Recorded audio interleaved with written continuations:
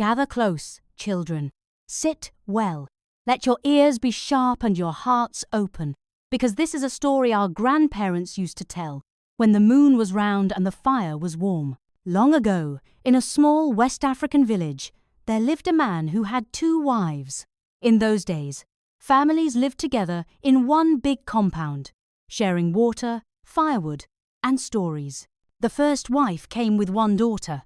The second wife came with 3 children, 2 boys and 1 girl. At the beginning, the compound was peaceful. Food was shared from the same pot.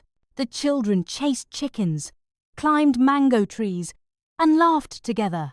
The villagers would say, "Ah, this house has good peace." But children, listen carefully. Peace in the yard does not always mean peace in the heart. Inside the heart of the first wife, jealousy began to grow.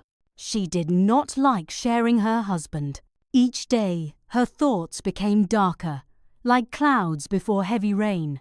Instead of speaking kindly, instead of asking elders for advice, she began to plan bad things in her heart. One afternoon, when the second wife's children had gone to school, the first wife cooked porridge. She used 2 pots. One pot had no oil. The other pot had plenty of oil, shining and smelling sweet. But children, this is where the heart became crooked. Into the oily porridge, she put something bad, thinking only of herself. Now, hear this part well. That same day, her own daughter returned from school early. She was tired. She was hungry, and she saw the oily porridge shining in the pot. "Ah, today food is plenty," she said happily. She ate, and because hunger has no manners, she ate again, from both pots. Later, the other children returned from school. They found only a small portion left. They shared it like good children and went outside to play. The sun was still high, when suddenly, boom! The first wife's daughter fell to the ground. She could not stand. People shouted.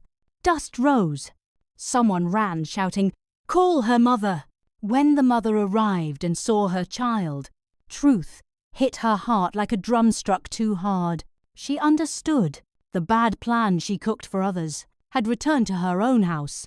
Crying, she fell to the ground and confessed everything. The elders shook their heads. The women wiped their eyes. But children, some things cannot be called back once they leave your hands. Her daughter died, and the mother was left with regret, heavier than a bag of stones.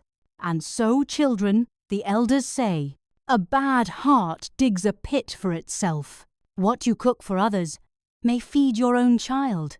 Jealousy is a fire. It burns the one who carries it first. That is why, when anger comes, we talk. When jealousy knocks, we chase it away. This story ended long ago, but its lesson still walks with us today. Please subscribe to my channel to support me.